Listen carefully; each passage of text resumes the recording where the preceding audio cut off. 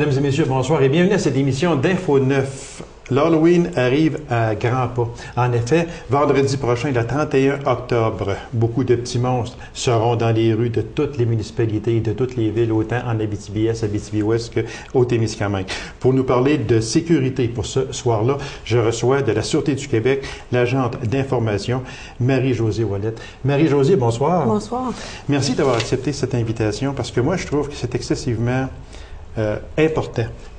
Important parce que les jeunes, d'abord, il y a des tout petits bouts de chou, puis ils sont dans leur bulle ce soir-là. C'est l'Halloween, on est déguisés, on va chercher des bonbons, on s'amuse. Et très souvent, ces jeunes-là, qu'on le veuille ou non, sont imprudents, en ce sens qu'ils sont imprudents, mais sans le vouloir. Tout simplement, on traverse la rue, c'est aux automobilistes puis aux gens à faire attention.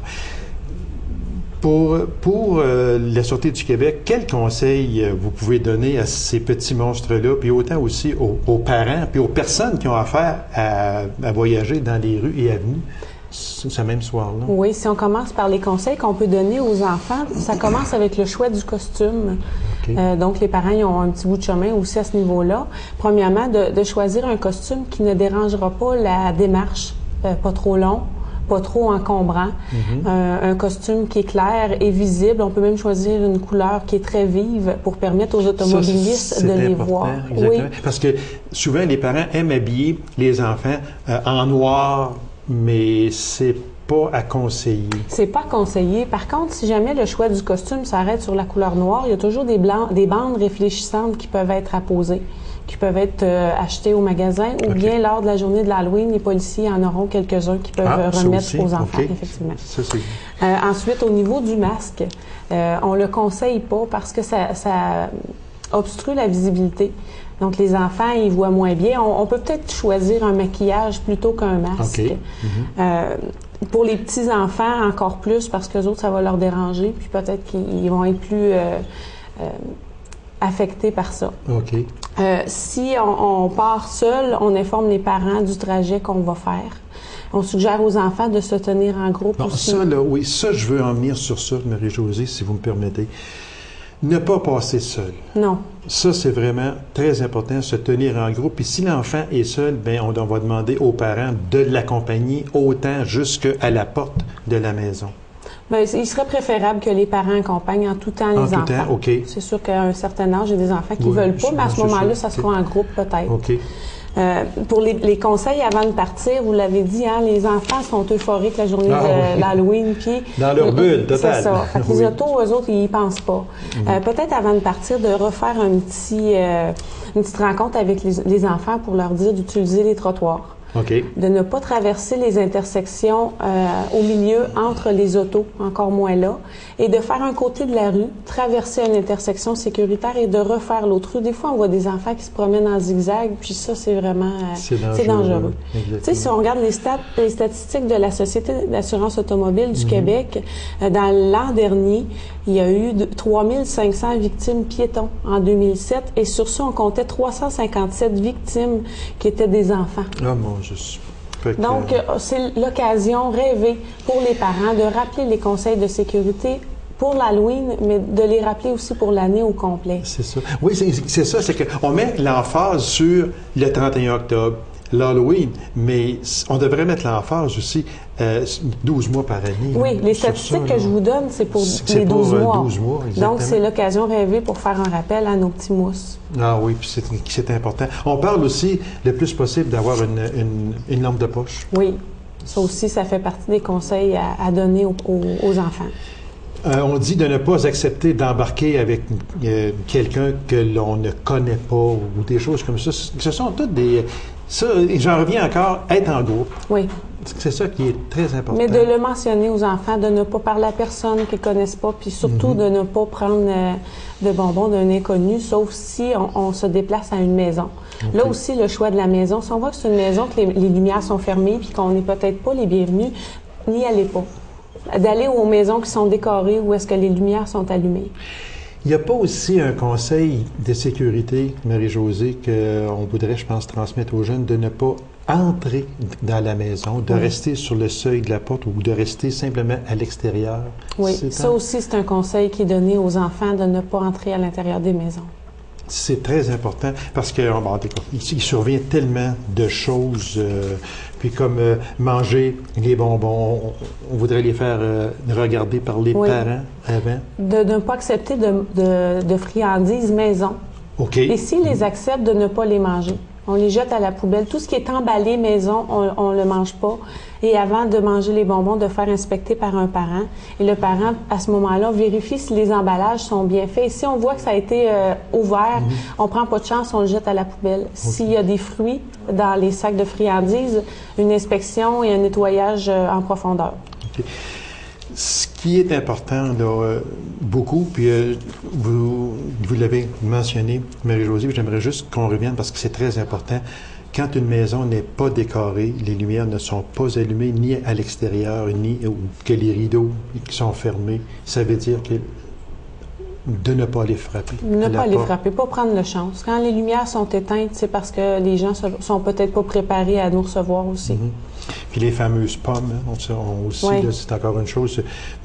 Ne manger que des bonbons enveloppés, tout simplement. C'est ce qui est important. Quand on a un doute, de jeter la friandise à la poubelle. C'est ça, exactement. Là, on a parlé des enfants, on a parlé des parents, qu'on demande aux parents d'accompagner les enfants, c'est très important aussi.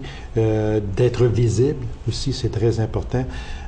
Les automobilistes. Bon, moi, j'en ai même vu, justement, encore l'an dernier passer dans la rue chez nous, alors que la rue était bondée de petits monstres, puis, mon Dieu, une automobile qui a passé, là, j'ai dit, ouais, ça n'a pas de sens, là, ça, là.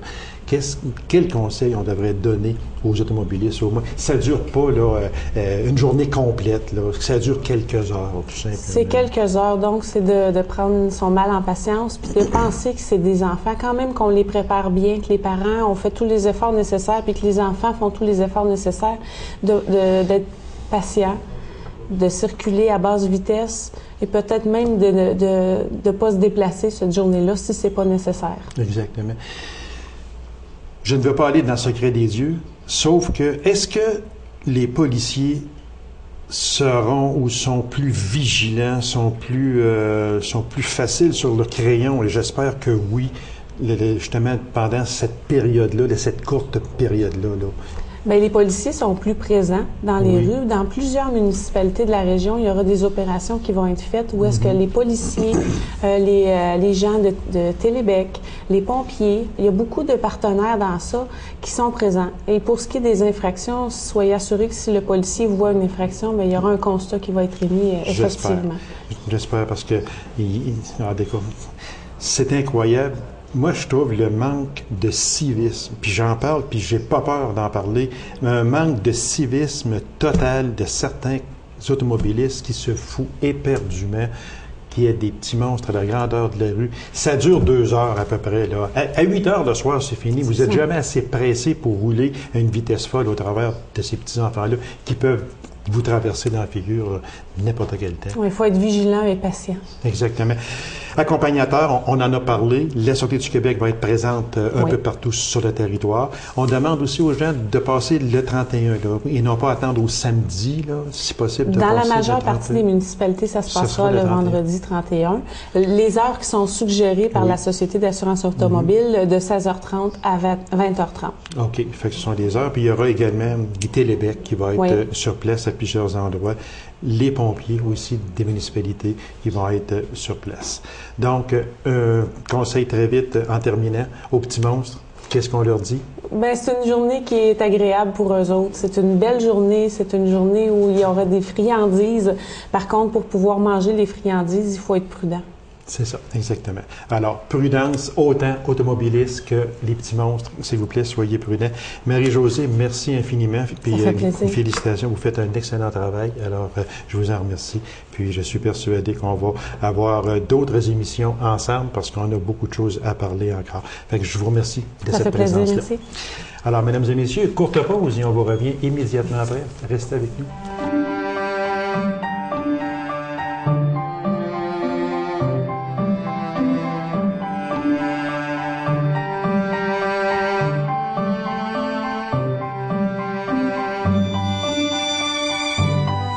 Québec regorge d'aliments savoureux, fièrement produits ou transformés ici. Demandez-les, savourez-les. Mettez le Québec dans votre assiette.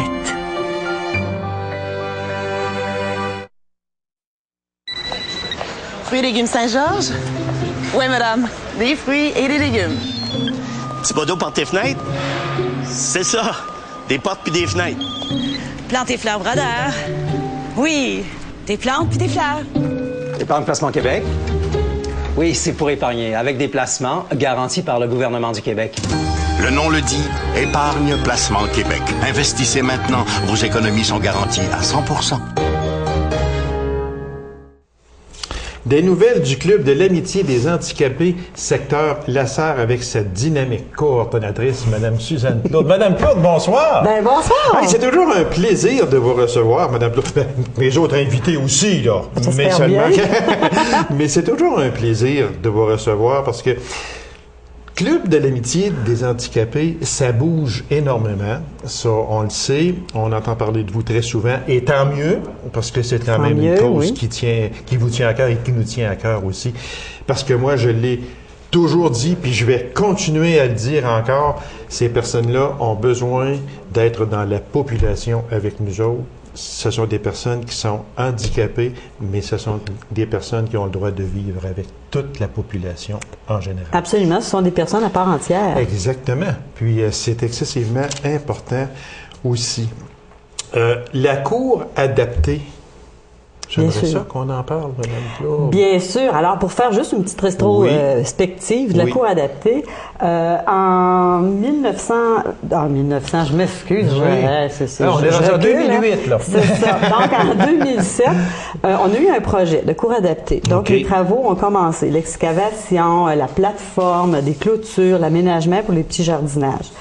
À la réalisation de tout ça, il y a à peu près 25 personnes qui ont travaillé de près ou de loin. On a eu des partenaires, des collaborateurs, des bénévoles, des membres du club, des membres du conseil d'administration et même aussi des travaux compensatoires. Donc, grâce à tout ce beau monde-là, on a pu réaliser une première partie de la clôture, de la cour. En 2008, on arrive à la toute fin. On a notre balançoire, on a eu les semences, on a fait de la récolte. Encore là, il y a eu 7 jardiniers, que ce sont des membres en déficience intellectuelle ou déficience physique. Du début à la fin, on est jardinier, mais c'est pas juste un titre. Qu'est-ce qu'il faut faire pour être jardinier? Donc, la semence, ils ont eu chacun un petit rang. Un, c'était les carottes, l'autre les radis et tout ça. Et ils ont eu à cœur de les faire pousser avec tout leur amour et le désherbage et tout ce tout le monde connaît. Tout ce que ça comporte, parce qu'on sait qu'un jardin, c'est beaucoup d'ouvrages. Et je me souviens, moi, très, très, très bien de votre mère qui avait tout un jardin et elle me gardait sa plus grosse patate. Ça, là, c'est de là qu'elle ne soit plus avec nous aujourd'hui parce qu'elle serait à dire oui, il venait chercher ma plus grosse patate à chaque année. Et si on se reporte à ça, on va faire juste un petit entrefilet, là. Mais si on se reporte à ça, je me rappelle tout l'ouvrage qu'il y avait dans ça. Alors, ça n'a pas changé aujourd'hui, là. Il y a encore beaucoup d'ouvrages. Effectivement, puis c'est de les ramener à la culture. Qu'est-ce qu'il faut faire? C'est avec des efforts qu'on arrive à faire quelque chose. Et ils ont eu une fierté de voir le petit légume ou le petit fruit pousser. C'est eux, on les valorise avec ça, donc c'était super. Mais il y a une chose, Mme Claude, tandis qu'on parle de ça, peut-être pour le simple commun des mortels qui nous écoutent là aujourd'hui, qui se disent, c'est donc bien niaiseux. Ils se valorisent avec un petit rang de carottes. Oui, mais pour ces personnes-là, Dieu sait si c'est important. C'est tellement important, d'autant plus que pour eux, faire la différence entre une mauvaise herbe ou une petite carotte qui pousse, ils ne le savent pas. Ils ne le sauront jamais parce que dans l'espace-temps, dans l'espace mémoire, il y a quelque chose qui ne fonctionne pas. Ce n'est pas, souvent, l'handicap n'est pas apparent, c'est à l'intérieur. Donc, c'est à nous à s'adapter et de faire en sorte qu'ils sont capables de faire quelque chose, mais avec de la supervision, de la surveillance, du désherbage. On a eu des beaux petits arbustes, Canadian Tire qui nous avait commandité des petits arbres.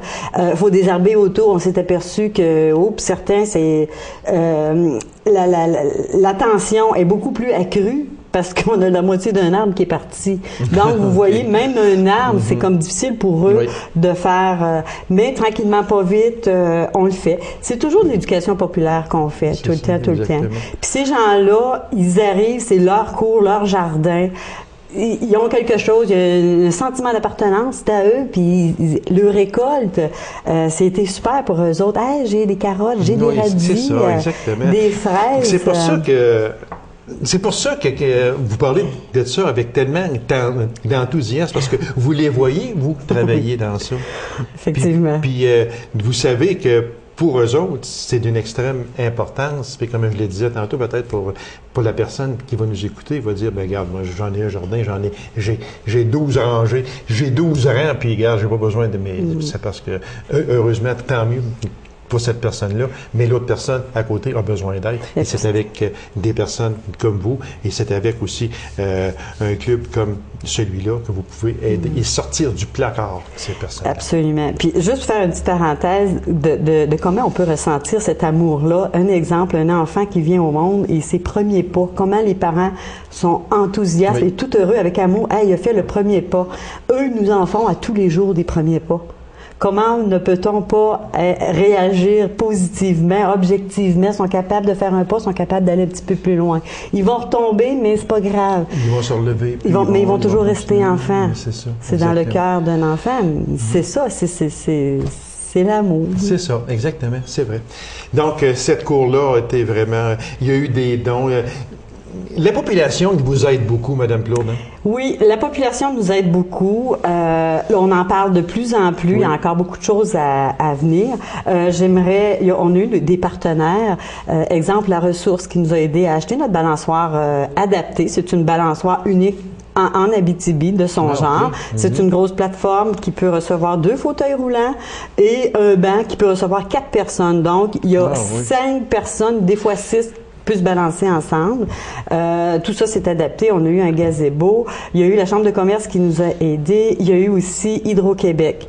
Maintenant, ça, c'est des partenaires financiers. On a eu des collaborateurs. Je pense à Sylvain Rouleau, Excavation, Éric Gélina. Je suis certain que je vais en oublier, mais il y en a eu 6, 7 collaborateurs qui, grâce à eux, à leur matériel, que ce soit du sable, du géotextile ou peu importe, grâce à eux que ça a pu se faire. Parce que juste un petit bout de cours adapté, et c'est très Parce que vous ne pouvez pas acheter tout ça. Non. C'est absolument impossible avec les budgets que vous avez. Donc, c'est avec de l'aide comme ces entreprises-là. Effectivement. Cette aide-là, mais ça fait que vous pouvez adapter une cour. J'en viens à votre balançoire, OK? Oui. Parce que, encore une fois, les gens vont dire, ben oui, mais c'est une balançoire, mais un fauteuil roulant, ça rentre pas dans une balançoire ordinaire. Donc, elle est adaptée au fauteuil roulant. Ça veut dire que la personne qui est en fauteuil roulant peut se balancer. C'est ça qui devient important. Absolument. Oui, absolument. Qui fait que cette personne-là est à part entière dans la population. Effectivement. Et depuis, on s'est aperçu que le côté entraide, on s'est aperçu que ça s'est fait. Cette chimie-là s'est faite automatiquement. La personne en fauteuil roulant qui est capable de se guider par elle-même, électrique, un fauteuil électrique, donc est capable de monter par lui-même, s'en aller sur sa plateforme, et il y a toujours des gens qui l'accompagnent, qui vont aller se balancer avec lui. D'autres qui n'ont pas un fauteuil électrique, mais un fauteuil manuel. Manuel, on s'entend que c'est un fauteuil à bras. Oui. Il y a toujours quelqu'un pour aller aider, pousser, puis t'es-tu correct, puis la petite attention qu'ils ont, ils l'ont envers eux. C'était un effet magique aussi, cette balançoire-là. Vous les sortez beaucoup, hein, ces personnes-là. Vous les emmenez à différents endroits. Comme vous faites du bateau, je veux dire, avec la Marina Paquette, je crois. Cette année, on n'en a pas fait, mais on en a fait. Et moi, on les sort. On les sort pas, nous nous impliquons. OK, bravo. Non, c'est bien. Non, c'est bien. Nous impliquer, c'est ça? Oui. De même titre que une petite famille va aller faire du pèlerinage, va aller faire un pique-nique, va aller visiter des choses touristiques, du restaurant, de l'interclub. On fait tout, en fait. C'est une grosse famille. C'est pas une petite famille, c'est une grosse famille. C'est une grosse famille. Oui. Puis vous les avez emmenés en bateau aussi l'an passé, etc. Ce sont des... Ah oui. Ce sont des choses que très souvent, la population n'est peut-être pas au courant exactement de ce que vous faites. Parce que on va prendre l'article d'un journal ou peu importe quoi, qui parle du Club de l'amitié des handicapés. On va le lire, puis c'est tout. Mais quand on se rend compte qu'on va fouiller, puis qu'on fait des émissions comme on fait actuellement, moi, j'ai de la documentation, je vais fouiller dans ça beaucoup et je sais ce que vous faites pour ces personnes-là. Puis bravo, puis chapeau en plus de ça, parce que c'est beaucoup d'ouvrages. Puis ces personnes-là, je le dirai jamais assez. Il va dire, il est fatigant, mais non, ils ont le droit de vivre comme tout le monde, ces personnes-là. Puis c'est très important aussi. J'aimerais rajouter, étant donné que vous faites une ouverture là-dessus, dernièrement, la semaine dernière, ou là 2 semaines, j'ai participé au Salon de Génération. Et ce que ça m'a permis de comprendre, les gens connaissent le Club de l'amitié, mais c'est une bâtisse en long où les autobus adaptés débarquent les jeunes. La plupart de la génération baby boomers, OK, et les plus âgés, c'est ce qu'ils connaissent. Le fait que nous nous impliquions, on va vers les entreprises, surtout avec notre petit journal qui nous aide on va parler, passablement. On s'en vient là-dessus. Là. Oui, et on fait jaser de nous, puis finalement, ce n'est pas juste une bâtisse en long. Et les gens étaient énormément surpris de tout ce qu'on faisait, de la qualité qu'on faisait, puis le service qu'on donne. C'est cette petite partie-là qu'il faut travailler fort, tout simplement. Faire connaître encore plus, mais des fois, ce n'est pas facile, mais je pense que vous êtes bien parti, par exemple. Ça, puis, vous aurez toujours une place ici, madame, aussi. Là, merci. N'importe quel temps, vous serez toujours... parce que je veux que ce service-là, moi, soit connu de la population. Puis je pense qu'on est un média électronique qui est placé pour vous faire connaître encore plus. Puis on va s'en servir aussi. Soyez... merci. Alors, vous avez mon numéro et ne vous gênez pas du tout. Le petit journal, ça, c'est une belle réussite, madame. Ce sont toutes des belles réussites, mais celle-là, en particulier, je pense que vous en êtes très fiers. Très, très fiers. Ça fait 1 an qu'on travaille dessus. Un projet, on sait que c'est de longue haleine. Oui. Grâce à un partenaire qui est l'OPHQ, qui a cru en notre idée. Au début, il a fallu se débattre un petit peu parce qu'un petit journal, écoutez, un petit journal, c'est un petit journal. On sait que c'est de l'information. Mais ce qui se démarque de tous les petits journaux, c'est de comment il est fait. Donc, il est fait entièrement par des personnes handicapées. On passe par l'éditrice, la cueillette d'informations. On a 6 petits reporters. On a la distribution de ces journaux-là. On a 8 camelots. On a la correction, et la correction est faite par une personne, la première ébauche de correction par une personne visant avec un handicap visuel, et ça fait sursauter plein de gens. Oui, dont moi le premier, là. Oui. Et cette personne-là, on écrit tout notre texte, on la met sur une disquette, on lui transmet ça sur son portable, et c'est vraiment magique comment le portable réagit. C'est du braille. Fait que vous voyez tous les petits, les petits boutons qui baissent, qui montent, et il peut lire. Il peut nous corriger parce que c'est une personne qui est très bonne en français, et ça me gêne pas. On la savait pas, celle-là. On la savait vraiment pas, là, parce que vous me surprenez aussi beaucoup. Alors, c'est encore une autre chose que vous faites pour une personne qui a un handicap visuel qui sert, tu sais, je veux dire... Elle n'est pas mise à part. Non. C'est ça qui est excessivement important. Fait que non, je ne savais pas du tout. Et les camelots, les reporters, ce sont des personnes qui vivent avec des différentes handicaps ou déficiences, donc déficiences intellectuelles légères à moyen. On a aussi la paralysie cérébrale, on a aussi les TED, troubles de comportement. Mais bien encadré, on est capable de faire toutes ces choses-là. Les 2 éditrices, c'est 2 personnes qui sont en fauteuil roulant, et qu'il faut adapter leur plateau de travail. Et l'autre différence qu'on y trouve dans un petit journal, on sait que dans un petit journal, il faut qu'il y ait une date de tombée. Okay. On ne peut pas faire ça parce qu'il faut s'adapter, parce que ce sont des gens qu'il faut aller à leur rythme. Donc, on sait comme là, on a 3 éditions, on sait qu'en octobre, notre petit journal s'en vient, mais on ne peut jamais déterminer la date. On essaie à ce que ça soit fait à la fin du mois, mais il faut s'adapter avec leur comportement, leur vitesse, donc c'est ça notre adaptation à eux. Et c'est vraiment magique. Ça travaille leur sentiment d'appartenance, des défis à relever, du talent qu'ils ne se pensaient pas avoir. Ça, c'est important ce que vous venez de dire là. Du talent qu'elles ne pensaient pas avoir. Ouais. Ça, là, je suis certain, puis vous en découvrez presque à tous les jours de ça. C'est encore là, c'est comme l'enfant qui a commencé à marcher. Oui. C'est vraiment beau de les voir faire. Un exemple, un petit camelot qui dit « Hey, moi, là, je suis allé livrer parce que pour recevoir le petit journal, bon, il faut avoir un abonnement. On va pas chez n'importe qui, on va pas cogner chez n'importe qui. Donc, on va voir les entreprises où il y a des personnes aussi qui s'abonnent. Et le camelot va vers un abonné. « Bonjour, voici votre petit journal. » Et elle ressort de là, j'ai pu m'expliquer lentement. La madame, elle a compris. Et cette petite fille-là... J'ai été livré mon journal. Oui, puis la madame lui a donné son argent. Et ça, là, c'est une valorisation énorme. Très vitement, là, il faut en parler. C'est 20 $ par année? C'est 20 $ pour 9 abonnements qu'on fait pour l'année. OK. Fait que les gens là, qui nous écoutent, là, regardez, là, c'est 20 $ seulement, là. Fait qu'on vous demande d'appeler au club de l'amitié des handicapés au 333, j'ai le numéro ici, 4652. Oui. Puis appeler, puis pour 20 $, puis c'est pour une bonne cause, là.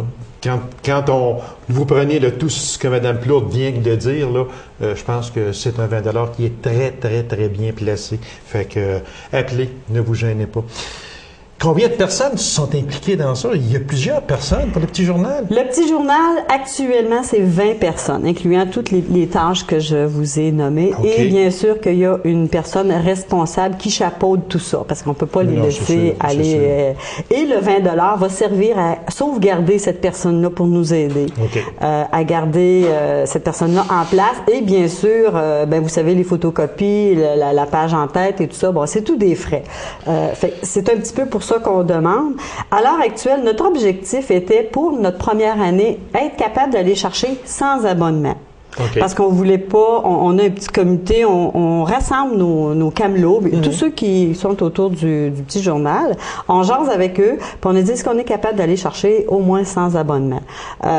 Trouve ça un petit peu difficile, mais on a dit on va essayer. Écoutez, à l'heure actuelle, nous avons 3 sorties de petit journal et nous sommes rendus à 75 abonnements. Okay. Alors, on remercie tous ceux qui s'abonnent. Il y en manque 25, fait que 25, là, c'est 333-4652, 333-4652, vous demandez Mme Plourde, puis vous envoyez un petit 20 $, puis c'est pour une très bonne cause, fait que, s'il vous plaît, là, c'est un 20 $ très bien placé. Est-ce qu'on peut parler vite du contenu? Il reste 30 secondes. Le contenu, c'est ça, c'est de l'information, c'est où l'argent nous est parvenu, qu'est-ce qu'on fait avec? Dans le fond, c'est de la transparence du club qu'on veut faire avec ce journal-là. Madame Plourde, bravo encore une fois, vous faites un travail extraordinaire, c'est un travail d'équipe, il faut le dire, et puis vous faites un travail vraiment extraordinaire avec toute votre équipe. Bravo à toutes ces personnes-là, puis on vous souhaite la meilleure des chances. On n'a même pas eu le temps de parler de vos activités spéciales qui s'en viennent. Il va falloir vous réinviter, Mme Plourde. Puis ça nous fera toujours grand plaisir, comme je vous le disais, ça nous fera toujours plaisir de vous recevoir à cette émission-là. Bien, merci beaucoup. C'est moi qui vous remercie, puis continuez votre excellent travail. N'oubliez pas, 20 $. 333-4652, s'il vous plaît. 20 $, c'est pour une bonne cause. Merci beaucoup. Alors, mesdames et messieurs, merci d'avoir été là et on se donne rendez-vous à une prochaine émission d'Info 9. Au revoir.